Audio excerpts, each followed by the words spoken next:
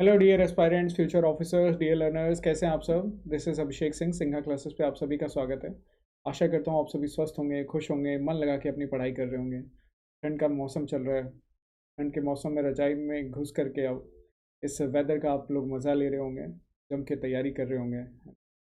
ठंड के टाइम में क्या होता है, आप लोग ज़्यादा निकल नहीं पाते हैं, जल्दी दिन छोटा होता है। जब दिन छोटा होता है तो फिर मोस्ट ऑफ द टाइम आपका घर में ही गुजरता है। जब घर में गुजरता है डिस्ट्रैक्शंस कम रहते हैं तो ध्यान फिर पढ़ाई पे जाता है। तो इस पॉलिटी सीरीज़ में हम लोग काफ़ी कुछ कवर कर चुके हैं। आज हम लोग रिट्स पर डिस्कशन करेंगे, देखेंगे writs of supreme court, writs of high court. और ये छोटा यूनिट है इसलिए लाइव ना ले करके मैंने सोचा इसके लिए आपको ये रिकॉर्डेड ही डाल देता हूँ, सो डैट आप लोग भी रिवीजन जल्दी जल्दी कर सको।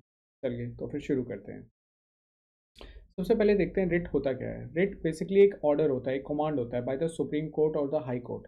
देखो हमारे कॉन्स्टिट्यूशन में ना, अगर आपके पार्ट 3 में फंडामेंटल राइट्स को दिया गया है, लोगों को कुछ राइट्स दिए गए हैं। फंडामेंटल राइट्स के बारे में सब कुछ डिस्कस किया था हमने, काफ़ी डिटेल में डिस्कस किया था। जिन बच्चों ने नहीं देखा है वो इस पॉलिटी की प्लेलिस्ट में जाकर के फंडामेंटल राइट्स को देख सकते हैं।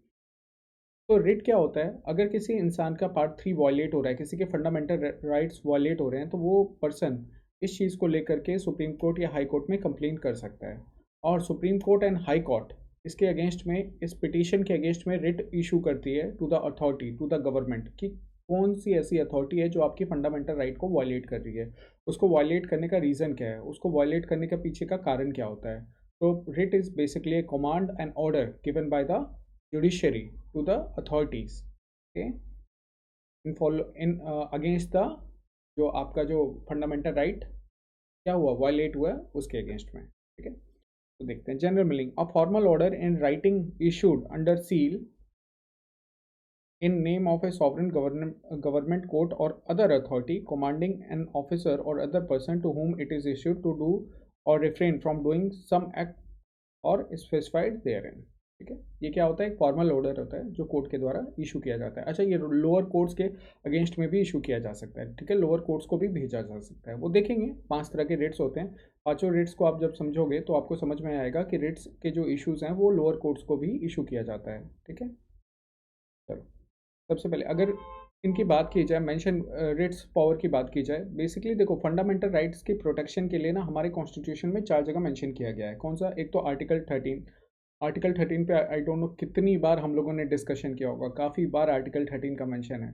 ठीक है, पीछे के लेक्चर्स में बहुत बार हुआ है कि anything, any law order that violates और abridges the part 3 of the constitution is considered null and void. ठीक है, तो पार्ट 30 जो हमारा आर्टिकल 13 है वो बात करता है आपका जुडिशियल रिव्यू के बारे में, कि फंडामेंटल, यहाँ पे आपको फंडामेंटल राइट को प्रोटेक्शन की बात की जाती है। और दूसरा कौन सा है, आर्टिकल 359। लास्ट लेक्चर में हमने देखा था, याद करो, लास्ट लेक्चर में हमने इमरजेंसी के बारे में पढ़ा था। तो देखा था ना, आर्टिकल 359 में क्या था, प्रेसिडेंट को पावर दी गई थी कि ड्यूरिंग द इमरजेंसी प्रेसिडेंट जो है लोगों के फंडामेंटल राइट्स को कर्टेल कर सकते हैं, बट एक्सेप्ट आर्टिकल 21। ठीक है, ये देखा था ना, एक्सेप्ट आर्टिकल 20 एंड 21 ये भी था। और ऐसा भी नहीं है, ये जो कर्टेल करने की पावर है ये ड्यूरिंग इमरजेंसी ही है। ऐसा नहीं है कि नॉर्मल सिचुएशन में प्रेसिडेंट आपके फंडामेंटल राइट को छीन लेंगे। ड्यूरिंग इमरजेंसी ही आर्टिकल 359 के अंडर में प्रेसिडेंट को ये पावर दी गई है कि वो आपके फंडामेंटल राइट्स को कम कर सकते हैं। ठीक, और आर्टिकल 32 और आर्टिकल 226 ये रिट पावर है किसकी, सुप्रीम कोर्ट की और हाई कोर्ट की। इसके बारे में आज हम लोग डिस्कशन करेंगे। ठीक है, आर्टिकल 32 को heart and soul of the constitution कहा जाता है। क्या कहा जाता है, heart and soul of the constitution.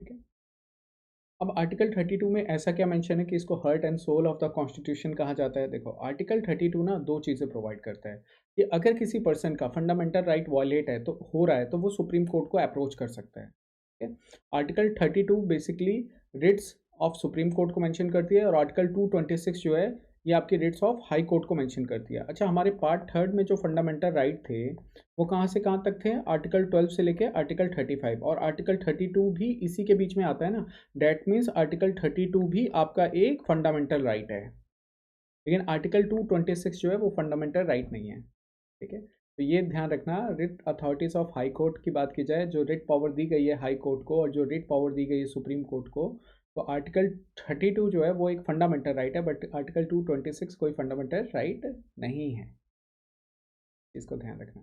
तो आर्टिकल 32 में दो चीज़ें मेंशन की गई है। आर्टिकल 32 क्या कहता है? पहला ये कहता है कि अगर किसी पर्सन का फंडामेंटल राइट वॉयलेट हो रहा है, उससे उसके फंडामेंटल राइट छीने जा रहे हैं, तो वो सुप्रीम कोर्ट को अप्रोच कर सकता है। This is a fundamental right. Article 32 itself है फंडामेंटल राइट, ठीक है। तो इसमें दो चीज़ों मेंशन है, एक तो किसी भी पर्सन का अगर फंडामेंटल राइट वॉयलेट होता है, ठीक है, तो वो सुप्रीम कोर्ट में रिट पिटिशन डाल सकता है, ठीक। और दूसरा इसी में मेंशन है कि सुप्रीम कोर्ट जो है वो रिट इशू कर सकता है to the government, to the authority, to the lower court, कि भाई ऐसा आप इन इन पर्सन का जो शिकायत लेके गए हैं, इनका फंडामेंटल राइट का हनन क्यों हो रहा है, ठीक है। तो सुप्रीम कोर्ट क्या कर सकता है? रिट इशू कर सकता है अंडर आर्टिकल 32, ठीक। अच्छा, आर्टिकल 32 में सिर्फ फंडामेंटल राइट के बारे में मेंशन है कि आर्टिकल, अगर आपके फंडामेंटल राइट का हनन होता है तो ही आप आर्टिकल 32 का यूज़ करके सुप्रीम कोर्ट जा सकते हो। बट आर्टिकल 226 का जो दायरा है वो ज़्यादा बड़ा है, मतलब उसमें अदर पर्पसेस के लिए भी आप, अगर आपका हनन हो रहा है, ठीक है, तो भी आप हाई कोर्ट को अप्रोच कर सकते हो। देखो, आर्टिकल 32 में ये चीज़ मेंशन है कि फंडामेंटल राइट का हनन हो रहा है तो आप सुप्रीम कोर्ट जा सकते हो, but in case of high court, अगर आप आर्टिकल 226 का यूज़ करते हो, अगर आपका फंडामेंटल राइट का हनन हो रहा है, आप सुप्रीम कोर्ट जा कर के ना, अगर आप हाई कोर्ट के पास जाते हो, तो हाई कोर्ट जो है उसको आर्टिकल 226 के अंदर में इतनी अथॉरिटी दी गई है कि वो भी रिट इशू कर सकता है। बट 226 जो है वाइडर है as compare to article 32। Article 32 में सिर्फ फंडामेंटल राइट के हनन के लिए आप सुप्रीम कोर्ट जा सकते हो, बट 226 जो अथॉरिटी देता है हाई कोर्ट को, वो फंडामेंटल राइट के साथ साथ दूसरे पर्पसेस का भी, अगर आपका हनन हो रहा है, दूसरे पर्पसेस में भी आपके राइट्स को छीना जा रहा है, तो भी आप हाई कोर्ट को अप्रोच कर सकते हो और हाई कोर्ट उस शिकायत के अगेंस्ट में रिट इशू कर सकता है। तो दो चीज़ें, दो डिफरेंस मेजर समझने वाली है। क्या दो मेजर डिफरेंस? क्या, एक तो आर्टिकल 22 एक फंडामेंटल राइट है, बट आर्टिकल 226 कोई फंडामेंटल राइट नहीं है। दूसरा, आर्टिकल 32 जो है वो in case of fundamental right violation, तब आप सुप्रीम कोर्ट जाओगे और आर्टिकल 32 के अंडर में सुप्रीम कोर्ट रिट इशू कर सकता है। बट अगर आप हाई कोर्ट जाते हो तो आप फंडामेंटल राइट के साथ साथ दूसरी डिसीजंस, दूसरी चीज़, ऐसे कुछ डिसीजन, जैसे कोई एडमिनिस्ट्रेटिव ट्रिब्यूनल है, कोई एक एडमिनिस्ट्रेटिव ट्रिब्यूनल है, उसके डिसीजन के अगेंस्ट भी आप हाई कोर्ट में रिट पिटिशन डाल सकते हो। तो जो आर्टिकल रिट पावर्स दी गई हैं हाई कोर्ट को, वो वाइडर है as compare to supreme court, ठीक है, समझ गया आ गया। तो आर्टिकल 36 और आर्टिकल 226, इन दोनों में ये मेजर डिफरेंस है कि article writ petition of high court जो हैं, रिट्स ऑफ हाई कोर्ट जो हैं, वो वाइडर है as compare to rates of supreme court. तो आर्टिकल 32 और आर्टिकल 226 में आई विश कि आपको डिफरेंस, जो भी डिफरेंस है दोनों में, वो क्लियर हो गया होगा और सिमिलैरिटीज़ भी क्लियर हो गई हो। चलो आगे बढ़ते हैं। अब देखते हैं कितने ये आर्टिकल 226 के बारे में मेंशन किया गया है। It can be extended not only for the enforcement of fundamental right but also for the other purposes. जैसे मैंने बताया कि इन केस ऑफ डिसीजन, अगर कोई ट्रिब्यूनल है, एडमिनिस्ट्रेटिव ट्रिब्यूनल है, वो डिसीजन देता है, उसके अगेंस्ट में भी आप हाई कोर्ट को अप्रोच कर सकते हैं। Jurisdiction is wide and extends to fundamental right and other constitutional rights. Type of rates, अगर रेट्स की बात की जाए तो 5 टाइप के रेट्स होते हैं। आपका हैवियस कॉर्पस मैंडेमस हो गया, प्रोहिबिशन हो गया, सर्शियोरी हो गया और क्यो वारंटो हो गया। एक एक रेट को अब हम लोग डिटेल में डिस्कस करेंगे। सबसे पहले देखते हैं आपका हैवियस कॉर्पस। हैवियस कॉर्पस का मतलब होता है to have a body, you have the body. इसका क्या मतलब हो गया कि अगर अगर किसी पर्सन, हैबियस कॉर्पस में क्या है, अगर आप हो या आप कोई भी आपका फ्रेंड है, उसको गलत तरीके से डिटेन किया गया, उसको गलत तरीके से अरेस्ट कर दिया गया, ठीक है, कोई कॉन्स्टिट्यूशनल, जो अनकॉन्स्टिट्यूशनल वे में उसको डिटेन किया गया, ठीक है, तो सुप्रीम कोर्ट जो है या हाई कोर्ट जो है, वो बॉडी से पूछ सकती है कि आप किस बेसिस पे आपने इन पर्सन को डिटेन किया है, और अगर रीजंस को रीज़नेबल नहीं फाइंड करती है, रीजंस को रीज़नेबल नहीं मानती है, तो आप पुलिस को या जो भी बॉडी है जिसने पर्सन को अरेस्ट किया है, उस पर्सन को रिलीज़ करना होगा। हैबियस कॉर्पस का मतलब हम एग्जांपल से समझते हैं। सपोज पुलिस है, पुलिस किसी पर्सन को उठा के ले जाती है, ठीक है।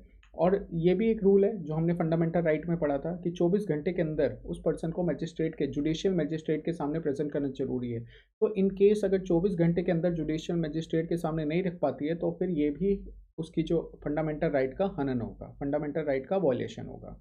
तो इन दैट केस पुलिस को उस पर्सन को, ठीक है, छोड़ना होगा। ऐसा भी हो सकता है, सपोज फंडामेंटल, जैसे मैंने क्या बोला, हैबियस कॉर्पस के केस में गलत तरीके से किसी पर्सन को अरेस्ट कर लिया गया है। अब ऐसा भी हो सकता है कि पर्सन को अरेस्ट करने के बाद उसके पास वो इस स्थिति में ही ना हो कि वो कोर्ट को अप्रोच कर सके, है ना। तो इन डैट केस उसके रिलेटिव, उसके जानकार, उसके फादर, उसके मदर जा करके कोर्ट के पास अप्रोच कर सकते हैं और रिट पिटीशन डाल सकते हैं कि गलत तरीके से इस आदमी को अरेस्ट किया गया है। हैबियस कॉर्पस है, ये दोनों private as well as public दोनों अथॉरिटीज़ के अगेंस्ट में इशू किया जा सकता है। मतलब कल को अगर आपका पड़ोसी आपको अरेस्ट कर ले, आपको कमरे में बंद कर दे, तो भी आप कोर्ट को अप्रोच कर सकते हो कि गलत तरीके से मेरे पड़ोसी ने मुझे किडनैप कर लिया था। तो हैबियस कॉर्पस का मतलब समझ में आया। इसमें क्या है कि आपकी कोर्ट जो है अथॉरिटी से क्वेश्चन कर सकती है, अथॉरिटी से पूछ सकती है कि आपने जिस इन पर्सन को जो अरेस्ट किया है इसका बेसिस क्या है, किस बेसिस पे आपने इनको अरेस्ट किया। और अगर वो रीजनेबल नहीं फाउंड करती है तो फिर उस अथॉरिटी को उस पर्सन को छोड़ना होगा। A person when arrested can move to the court for the issue of habeas corpus. It is an order by a court to the detaining authority to produce the arrested person before it so that it may examine whether the person has been detained lawfully or otherwise. If the court is convinced that the person is illegally detained, it can issue the orders for his release. समझ में आया? कौन apply कर सकता है? Obvious सी बात है, जिसको डिटेन किया गया इलीगली उसके फ्रेंड्स भी अप्लाई कर सकते हैं, उसके रिलेटिव भी अप्लाई कर सकते हैं। और इसमें याद रखना, both can be applied against the both private as well as public individual, ठीक है।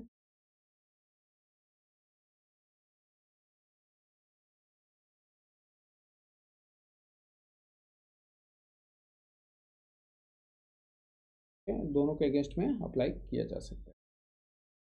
दूसरा आता है रेट ऑफ मैंडेमस। मैंडेमस का मतलब होता है बी कमांड। बी कमांड इसमें क्या है कि कोई भी पब्लिक ऑफिशियल है या कोई पब्लिक ऑर्गेनाइजेशन है, अगर वो अपनी ड्यूटी परफॉर्म नहीं कर रही है तो कोर्ट उसको पूछ सकती है कि भाई आप अपनी ड्यूटी क्यों नहीं परफॉर्म कर रहे हो। कोर्ट उसको कमांड दे सकती है कि आपको ये आपकी ड्यूटी है और आपको इसको परफॉर्म करना है। अब हम लोग जितने भी ये जो रिट पिटिशंस देख रहे हैं इसमें एक चीज़ देखेंगे कि आपका कौन कौन से फंडामेंटल राइट का हनन हो रहा है ना। जैसे आर्टिकल, पिछले आर्टिकल में देखा, पिछले हैबियस कॉर्पस में देखा हमने कि आर्टिकल 22 जो आपको है protection against arbitrary arrest provide करता है ना, प्रोटेक्शन प्रोवाइड करता है अगेंस्ट द आर्बिट्रेरी डिटेंशन, ठीक। तो अगर गलत तरीके से आपको अरेस्ट किया गया तो आपका आर्टिकल 22 वॉयलेट हुआ, यानी फंडामेंटल राइट वॉयलेट हुआ। तो हैबियस कॉर्पस का यानी फंडामेंटल राइट वॉयलेट हुआ, यानी आप हैबियस कॉर्पस का या कोई रिट पिटिशन जो है आप कहाँ सुप्रीम कोर्ट में डाल सकते हैं। अच्छा, सुप्रीम कोर्ट उसकी लेगी कि नहीं वो उन पे डिपेंड करता है, वो जुडिशरी पे डिपेंड करता है। आप अप्लाई कर सकते हो, वो पिटिशन सुप्रीम कोर्ट अलाउ करेगी कि नहीं करेगी वो सुप्रीम कोर्ट पे डिपेंड करता है। मैंडेमस में क्या है, वी कमांड। अगर कोई बॉडी है वो अपनी ड्यूटी परफॉर्म नहीं कर रही है, सपोज आपके एरिया में पानी की कमी है, अब जल विभाग की जो अथॉरिटी है वो पानी ही नहीं दे रही है, ठीक है, तो आपका क्या हो रहा है, राइट टू लाइफ, कहीं ना कहीं आप लोगों को जीने में दिक्कत हो रही है, आपको मुश्किलें हो रही हैं, आप लोगों की जान जा रही है पानी की कमी से, है ना। तो इन डैट केस आप रिट पिटिशन डाल सकते हो कोर्ट में जाकर के कि ये इस जो जल विभाग वाले हैं वो हमारे एरिया में पानी प्रोवाइड नहीं कर रहे हैं, तो हमारा राइट टू लाइफ जो है वो हनन हो रहा है, उसका वॉयलेशन हो रहा है। इन डैट केस जो जुडिशरी होगी वो जल विभाग को रिट ये मैंडेमस इशू कर सकती है, ठीक है, मैंडेमस रिट इशू कर सकती है कि आप पानी क्यों नहीं दे रहे हो। दूसरा एग्जांपल समझते हैं, सपोज आर्टिकल 19 के अंडर में आपको फ्रीडम ऑफ ट्रेड दी गई है, आप ट्रेड कर सकते हो। अब ऑब्वियस सी बात है, कोई भी बिजनेस खोलने के लिए 1000 तरह के लाइसेंस लेने पड़ते हैं, आज भी बहुत तरह के लाइसेंस लेने होते हैं। आप ऑफिस से ऑफिस भटक रहे हो, इस ऑफिस से उस ऑफिस, बट आपको लाइसेंस नहीं मिल रहा है, तो आप कोर्ट जा सकते हो कि मुझे लाइसेंस नहीं दिया जा रहा है, इससे मेरा जो मुझे ट्रेड करने से रोका जा रहा है, मतलब मेरा आर्टिकल 19 वायलेट हो रहा है। तो इन दैट केस कोर्ट जो है आपकी जो डिफरेंट एजेंसीज हैं उनसे क्वेश्चन पूछ सकती है कि भाई आप इनको क्यों नहीं, मैंडेमस जो पिटीशन है वो आप कोर्ट में जाके डाल सकते हो, और कोर्ट है ना इन एजेंसी से को कमांड दे सकती है कि आप इनको लाइसेंस दो। तो this is the meaning of the mandamus we command, मतलब कोर्ट कमांड दे रही है कि आप अपनी ड्यूटी परफॉर्म करो। मैंडेमेंस का क्या है, ये सिर्फ पब्लिक अथॉरिटीज़ के अगेंस्ट में ही इशू होता है। ऐसा नहीं है कि कोई प्राइवेट ऑर्गेनाइजेशन के अगेंस्ट में इशू होगा। मैंडेमेंस इशू करने की एक कंडीशन ये है कि ये पब्लिक अथॉरिटीज़ के अगेंस्ट में इशू होता है। Mandamus is a Latin word which means we command. Mandamus is an order from a superior court to a lower court or a tribunal or a public authority to perform an act which falls within its duty. Words पे ध्यान देना, क्या क्या है, superior court to a lower court, tribunal और public authority, ठीक। Simply it is a writ issue to the public official to do a thing which is a part of his official duty. Official duty का part है और वो perform नहीं कर रहा है, तो कोर्ट उसे रिट इशू करेगी कि आप अपनी ड्यूटी परफॉर्म करो। But which he has failed to do so far, this writ cannot be claimed as a matter of right, it is a discretionary power of court to issue such writ, ठीक है। अच्छा, इसमें कुछ exceptions भी है, ऐसा नहीं है कि रिट अब सबके अगेंस्ट में इशू हो सकता है। रिट के कुछ एक्सेप्शंस भी हैं, ये एक्सेप्शंस भी देख लेते हैं। जैसे प्रेसिडेंट के अगेंस्ट में रिट इशू नहीं किया जा सकता है ना। मैंडेमस जो रिट है वो प्रेसिडेंट के अगेंस्ट में इशू नहीं किया जा सकता है कि आप जा करके कहीं किसी कोर्ट में पहुंच जाओ, बोलो कि हमारे देश के प्रेसिडेंट जो है वो अपना काम नहीं कर रहे हैं, ये नहीं कर सकते हो आप, ठीक है। देयर आर सर्टेन एक्सेप्शंस कि इनके अगेंस्ट में मैंडेमस रिट्स को इशू नहीं किया जा सकता। क्या क्या है वो, एक तो हो गया प्रेसिडेंट, हमारे देश के जो प्रेसिडेंट है उनके अगेंस्ट में नहीं किया जा सकता है। दूसरा गवर्नर ऑफ स्टेट,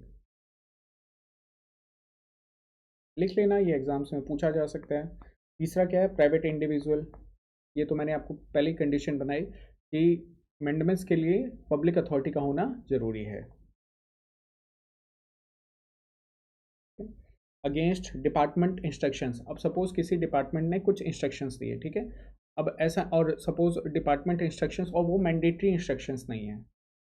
अगर डिपार्टमेंट ने कुछ गाइडलाइंस निकालते हैं ना कि आपको ये करना है, आपको वो करना है, आप अगर वर्किंग हो तो आपको ये चीज़ अच्छे से कोऑर्डिनेट कर पा रहे होगे कि आपकी डिपार्टमेंट भी कुछ इंस्ट्रक्शंस निकालती है कि हर एम्प्लॉय को ऐसे रहना है, हर एम्प्लॉयज़ को इस तरीके से रहना है, वाइट कलर की शर्ट पहननी है। आप मान लो किसी दिन आप ब्लैक कलर की शर्ट पहन के चले गए, तो इस तरह की चीज़ों के अगेंस्ट में मैंडेमस इशू नहीं किया जा सकता है।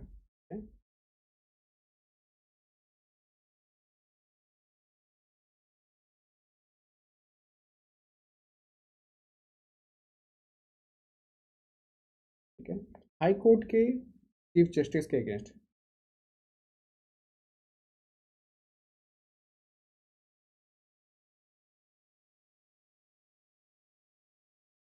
तो ये इन लोगों के अगेंस्ट में मैंडेमस पिटिशन नहीं डाली जा सकती, ध्यान रखना। अगला आ जाओ, रिट ऑफ प्रोहिबिशन। प्रोहिबिशन और सर्शियोरी को ना एक साथ समझते हैं और एक एग्जांपल से समझते हैं, सो डैट इनको रिलेट करने में आपको इजी रहेगा। एक्चुअली प्रोहिबिशन और सर्शियोरी को ना सिस्टर रिट कहा जाता है। सिस्टर रिट क्यों कहा जाता है, ऐसा क्या है इन दोनों की खासियत, देखो सर्शियोरी है एंड ये प्रोहिबिशन है, ठीक है। इन दोनों को सिस्टर रिट कहा जाता है, क्यों कहा जाता है वो देखते हैं हम लोग। देखो, कोई एक लोअर कोर्ट है, ठीक है, कोई डिस्ट्रिक्ट कोर्ट है मान लो। अब इसका जुरिस्डिक्शन ऑब्वियस सी बात है अपनी डिस्ट्रिक्ट में ही है ना। अब ये क्या करती है, ये अपने डिस्ट्रिक्ट के ऐसा बोलती है कि नहीं, इसने कोई डिसीजन सुनाया और कोई ऐसे केस में सुनाया जो आउटसाइड ऑफ स्टेट है, मतलब इसका जुरिस्डिक्शन है ही नहीं वहाँ पे, एक्सेस आउटसाइड ऑफ जुरिस्डिक्शन, वहाँ पे इस कोर्ट का जुरिस्डिक्शन नहीं है उस एरिया में अपना डिसीजन सुनाने का, बट ये लोअर कोर्ट जो है ऐसा कुछ सुनाती है।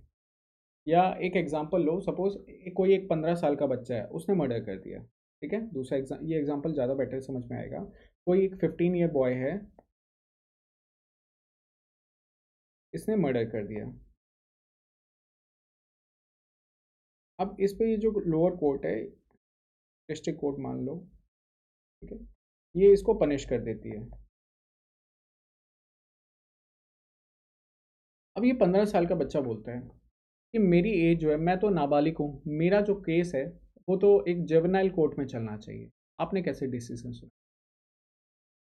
तो यहाँ पे दो चीज़ें हो सकती है, जब ये केस चल रहा था, जब ये केस इस कोर्ट में डिस्कस हो रहा था, एंड उसी टाइम में ये बच्चा जाता है सुप्रीम कोर्ट और सुप्रीम कोर्ट में कहता है कि मैं एक जुवेनाइल हूँ और मेरा कोर्ट जो है जुवेनाइल कोर्ट में डिस्कस होना चाहिए।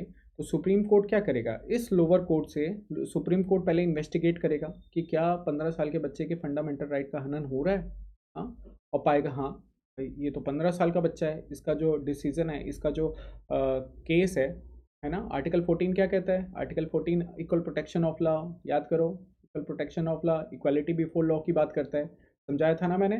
तो सुप्रीम कोर्ट पाएगा कि हाँ भाई 15 साल के बच्चे के राइट्स का हनन हो रहा है, फंडामेंटल राइट का हनन हो रहा है, तो वो क्या करेगा, लोअर कोर्ट से इस केस को ले लेगा और ट्रिब्यूनल कोर्ट को, जुवेनाइल कोर्ट को सौंप देगा। ठीक है, दिस इज कॉल्ड प्रोहिबिशन। कि कोई केस चल रहा था और उसको कोर्ट ने रोक दिया, क्योंकि उस कोर्ट को वहाँ का आउटसाइड ऑफ जुरिस्डिक्शन था, उसके जुरिस्डिक्शन के बाहर था, और सुप्रीम कोर्ट ने या हायर कोर्ट ने उस कोर्ट को लोअर कोर्ट से ट्रांसफर करके दूसरे कोर्ट को, हायर कोर्ट को ट्रांसफर कर, दिस इज प्रोहिबिशन। ठीक है, अब सपोज ऐसा हुआ कि बच्चे ने, 15 साल के जो बच्चा था उसको इतना ज्ञान नहीं था कि मुझे कोर्ट के पास पहले जाना चाहिए था, डिसीजन आ गया, पनिशमेंट हो गई, ठीक है, पनिशमेंट हो गई। बट 15 साल का बच्चा अब जेल में चला गया, वहाँ कोई समझदार आदमी मिला, उसको बताया, उस आदमी ने 15 साल के बच्चे को गाइड किया, उसने बोला यार तुम्हारा डिसीजन तो आ चुका है, लेकिन तुम दूसरा रिट पिटिशन डाल सकते हो, डेट इज सर्शियोरी।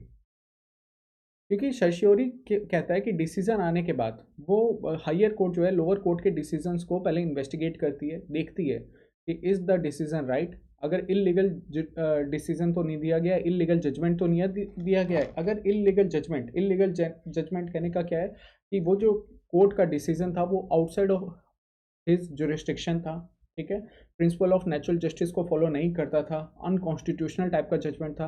अगर इस तरह का जजमेंट दिया है तो लोअर कोर्ट के जजमेंट को क्वैश कर दिया जाता है, दैट इज कॉल्ड सर्शियोरी। मतलब पनिशमेंट आने के बाद, फिर पनिशमेंट आने के बाद ये सुप्रीम अब इस बच्चे को ज्ञान दिया किसी ने, तो ये बच्चा सुप्रीम कोर्ट के पास गया और उसने कहा कि मेरा कोर्ट जुवेनाइल कोर्ट में नहीं चला है, मेरा जो केस है वो जुवेनाइल कोर्ट में ना जाकर के किसी दूसरे कोर्ट में गया, जो कि मेरा फंडामेंटल राइट का हनन हुआ है, मेरा जो केस है वो जुवेनाइल कोर्ट में चलना चाहिए। सुप्रीम कोर्ट ने मैटर को समझा, पनिशमेंट को जांचा परखा और बोला हाँ तुम्हारे फंडामेंटल राइट का हनन हुआ है, तो वो क्या करेगा, इस ये जो पनिशमेंट वाला डिसीजन है इसको क्वैश कर देगा, मतलब लोअर कोर्ट के डिसीजन को क्वैश कर देगा, तो मानने से मना कर देगा। तो दिस इज सर्शियोरी।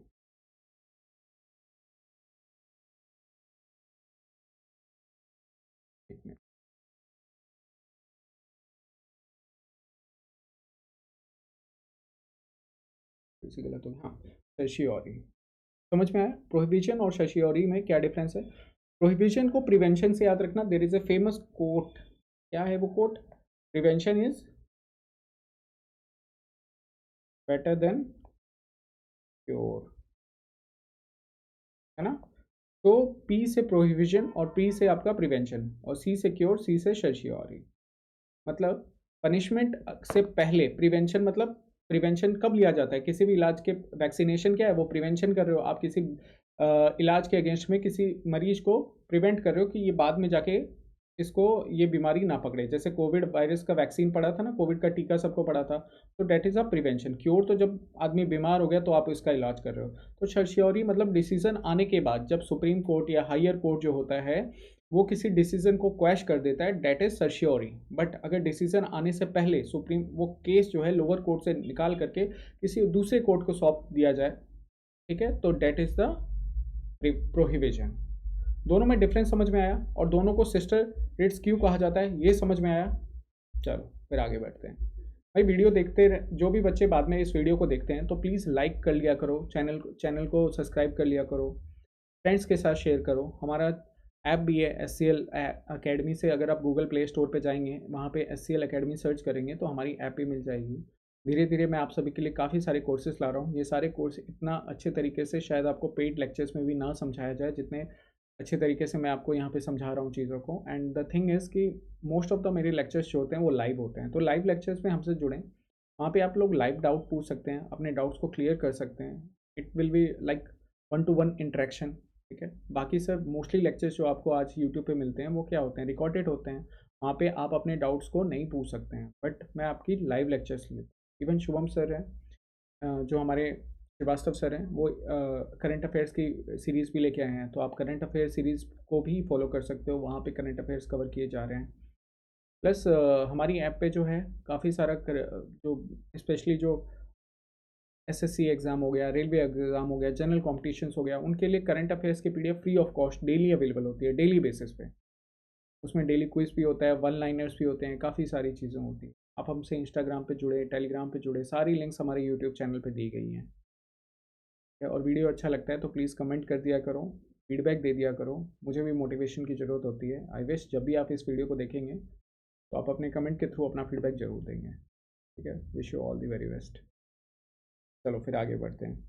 अब लास्ट देखते हैं, क्यो वारंटो। क्यो वारंटो क्या होता है कि इसका मतलब होता है by what authority, by what authority. इस केस में सपोज कोई पब्लिक ऑफिशियल है, उसकी एलिजिबिलिटी नहीं है कि वो किसी पब्लिक ऑफिस को होल्ड कर सके। ठीक है, पब्लिक ऑफिस को होल्ड कर सके बट स्टिल वो उस पोजीशन पे काफ़ी सालों से बैठा हुआ है।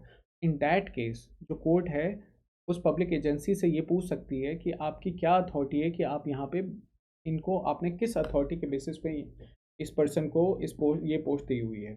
इसको एक एग्जांपल से समझते हैं। सपोज कोई एक एडवर्टीजमेंट आता है किसी एक पर्टिकुलर पोस्ट के लिए, गवर्नमेंट ऑर्गेनाइजेशन में किसी खास पोस्ट के लिए एक एडवर्टीजमेंट आता है। ठीक है, बट ये पोस्ट जो निकलती है इसको इस एडवर्टीजमेंट को पब्लिक की नहीं किया जाता है। ठीक है, इस एडवर्टीजमेंट को सिलेक्टेड लोगों को भेजा जाता है। तो आर्टिकल 16 का हनन होगा। आर्टिकल 16 का हनन क्यों होगा? क्योंकि आर्टिकल 16 बात करता है इक्वालिटी ऑफ अपॉर्चुनिटी के बारे में, कि सबको बराबर का अधिकार मिलना चाहिए इन गवर्नमेंट जॉब्स, है ना। तो जो कहीं ना कहीं आर्टिकल 16 का हनन हो रहा है। अब एडवर्टीजमेंट को अगर लोगों तक नहीं पहुंचाया गया, कुछ खास लोगों को बुला करके इंटरव्यू लिया गया और उन्हीं को वो पोस्ट दे दी गई, आर्टिकल 16 का हनन हुआ, तो कोई भी आदमी फिर इसके अगेंस्ट में रिट पिटीशन डाली जा सकती है टू द कोर्ट, और कोर्ट फिर उस पब्लिक एजेंसी से, उस पब्लिक ऑर्गेनाइजेशन से क्वेश्चन कर सकती है कि आपने किस बेसिस पे ये पोस्ट इन पर्सन को दे रखी है। ठीक है, या दूसरा एग्जांपल समझते हैं कि सपोज कोई एक ऑर्गेनाइजेशन है, टेक्निकल ऑर्गेनाइजेशन है, जिसमें बीटेक की डिग्री चाहिए या कोई ऐसी टेक्निकल पोस्ट चाहिए। ठीक है, सपोज बीटेक का एग्जांपल लेते हैं, तो बहुत कॉमन है ये। अब वहाँ पे बीटेक के पर्सन को ना बैठा करके कोई लोअर ग्रेड, जैसे आईटीआई पर्सन हो गया, ठीक है, उनको बैठा रखा है, जो आईटीआई क्वालिफाइड है उनको बैठा दिया। इन डैट केस कल को और कोई भी पर्सन जा करके इसके अगेंस्ट में केस कर सकता है कि जब इस पोस्ट की जो एलिजिबिलिटी है, जो क्वालिफिकेशन रिक्वायर्ड है, वो एक बीटेक है, बट स्टिल एक आईटीआई क्वालिफाइड पर्सन को यहाँ पे बैठाया गया है। तो कोर्ट फिर को वारंटो मतलब ये पूछ सकती है उस अथॉरिटी से, उस पब्लिक अथॉरिटी से, कि आपने किस बेसिस पे इन पर्सन को ये पोस्ट दे रखी है। दिस इज क्यो warranto. Quo warranto literally means on what authority one is holding the public office. It is a writ with a view to restraining a person from acting in a public office to which he is not entitled. Okay. For example, a person of 62 years appointed to fill a public office whereas the retirement age is 60 years. ये भी एक example है कि एक person को 62 साल तक किसी पोस्ट पे बैठा रखा है, रिटायरमेंट एज है 60, तो इसके अगेंस्ट में भी कोर्ट जो है क्यो वारंटो इशू कर सकती है। चलो, तो दीज वर द 5 रिट्स। हमने क्या क्या देखा? हैबियस कॉर्पस देखा, मैंडेमस देखा, सर्शियोरी देखा, प्रोहिबिशन देखा और क्यो वारंटो देखा। आशा करता हूँ आपको सारे रिट्स अच्छे से समझ में आए होंगे, एग्जाम्पल्स के साथ समझा, सो डैट आपको अंडरस्टैंडिंग में कोई दिक्कत ना हो। बाकी लेक्चर्स भी हमारी प्लेलिस्ट में अवेलेबल है। हम लोग almost fundamental right, directive principles और काफ़ी सारे लेक्चर्स कवर कर चुके हैं। अब हम लोग यूनियन गवर्नमेंट की तरफ प्रोसीड कर रहे हैं। Union government, state government and then judiciary, ये 3 काफ़ी क्रूशियल होंगे। इसके बाद constitutional and non constitutional bodies आ जाएंगे। तो मैं चाहता हूँ जो भी बच्चे इस वीडियो को देखते हैं, भले बाद में देखते हैं, आप एटलीस्ट यूनियन गवर्नमेंट और स्टेट गवर्नमेंट और जुडिशरी के सेक्शन में हमारे साथ लाइव ही जुड़ें, क्योंकि ये काफ़ी इंपॉर्टेंट पार्ट है। इससे हर साल क्वेश्चंस पूछे जाते हैं यूपीएससी में। लाइव में जुड़ोगे तो आप भी उन लेक्चर्स को, उनको लाइव, जब आप लाइव लेक्चर देखते हो ना, तो सबसे बड़ा फ़ायदा क्या होता है, आप एक इंटरेक्टिव वे में देखते हो, जैसे आप एक क्लास में बैठे हुए हो। ठीक है, आप अपने कंफर्ट जोन से हट करके आपके कॉन्टीन्यूस आप मुझसे जुड़े हुए रहते हो, आपके डाउट आते हैं तो आप डाउट पूछ पाते हो। ठीक है, तो कोशिश करना एटलीस्ट जो आने वाले लेक्चर्स हैं इंडियन पॉलिटी के, वहाँ पे आप हमसे लाइव जुड़ सकें, सो डैट मुझे भी मज़ा आए, आपकी भी अंडरस्टैंडिंग अच्छी हो जाए। चलो, इसी उम्मीद के साथ कि आप सभी आगे आने वाले टाइम में काफ़ी आगे जाएंगे। Wish you all the very best. हमारे यूट्यूब चैनल को सब्सक्राइब करें, एप्लीकेशन को डाउनलोड करें, अपने दोस्तों तक फैलाएँ। ये सारी चीज़ें फ्री में मिल रही है। मैंने कोई भी मैं पेड लेक्चर नहीं ले रहा हूँ। एक पेड तो सब कुछ फ्री में अवेलेबल है। इस मौके का फ़ायदा उठाएँ। और एक ऐसे राइटिंग कोर्स है, ये हमारी ऐप से आप लोग अवेल कर सकते हो, हमारी ऐप पे जा कर के। बाकी ऐसे और वो भी इसलिए क्योंकि इसमें काफ़ी सारा कंटेंट आपको मिलेगा, ठीक है? तो वो कंटेंट का जो कॉस्ट है, वो भी मिनिमल है, बहुत ही एक मिनिमल कॉस्ट पे आपको ये पूरा कोर्स अवेलेबल है, जहाँ पे सारा का सारा काफ़ी सारा कंटेंट आपको दिया जा रहा है। बाकी लेक्चर्स तो आपको यूट्यूब पे भी मैंने डाल दिए हैं, बट वो जो कंटेंट का कॉस्ट है, क्योंकि उसको पब्लिश कराने में, उसको प्रिंट कराने में मुझे भी काफ़ी कॉस्ट लगता है। तो ये जो ऐसे राइटिंग कोर्स है, जो बच्चे ऐसे में अपने आप को कॉन्फिडेंट नहीं फ़ील करते हैं, 1200 वर्ड में आपको ऐसे लिखना होता है, वहाँ पे इश्यू फेस करते हैं, नहीं समझ में आता है डायमेंशंस कैसे जनरेट करें, कैसे बॉडी पार्ट को लिखें, तो वो मेरा ये ऐसे राइटिंग कोर्स जॉइन कर सकते हैं। अभी लिमिटेड टाइम ऑफर चल रहा है, अगर आप लोग ऐसे राइटिंग कोर्स लेते हो तो आपको वहाँ पे ये इंग्लिश ग्रामर की बुक भी मिलेगी, पीडीएफ मिलेगी बेसिक। चलिए फिर अगले लेक्चर में मिलते हैं। Wish you all the very best.